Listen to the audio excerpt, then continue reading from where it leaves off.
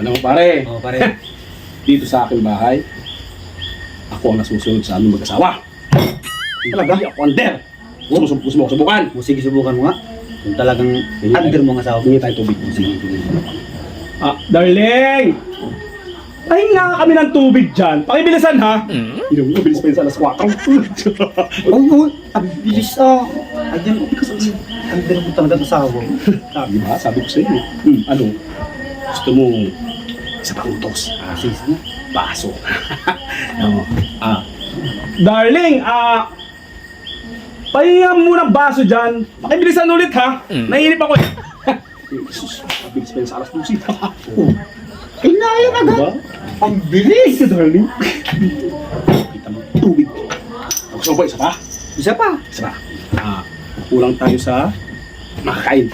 Makain. Darling, baka mayroon diyang chicheria. Baka pwede naman pakilagyan yung table namin yung kumpare ko. Ha, bilisan lang. Sabi ko siya, ang bilis pa sa iyo. Bakit parang mukhang galit yung asawa mo? Kala ko under mo yun. Hindi yan.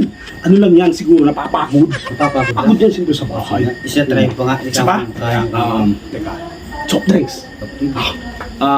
Darling, pahinga kami ng soft drinks sa kumpare ko kasi nauuhaw na siya. Pakibilisan lamang ha! Di ba pare? Nasa ka ba?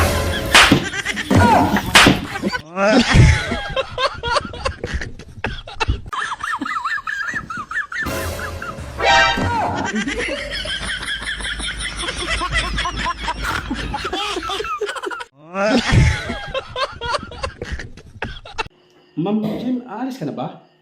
Ay, hindi! Dito na ako titira. Ayaw, cool. Batap ako, cool.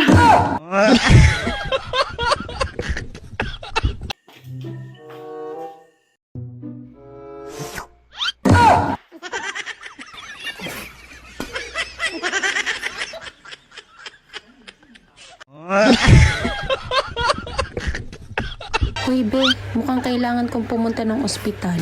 Bakit? Na paano ka? Ipapacheck up ko yung wallet ko, may sakit kasi. Ano namang magiging sakit niyan? Hindi siya nagkakalaman eh.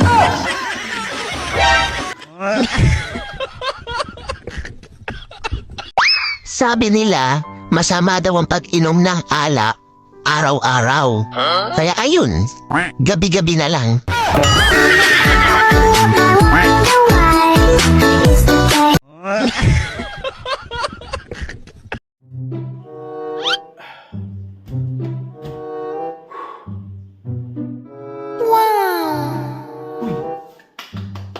Nice.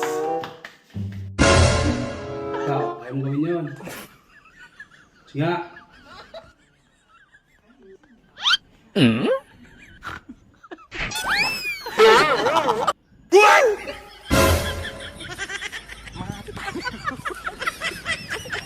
May gagawin ko pala ako, maglilinis pa ako ng bahay.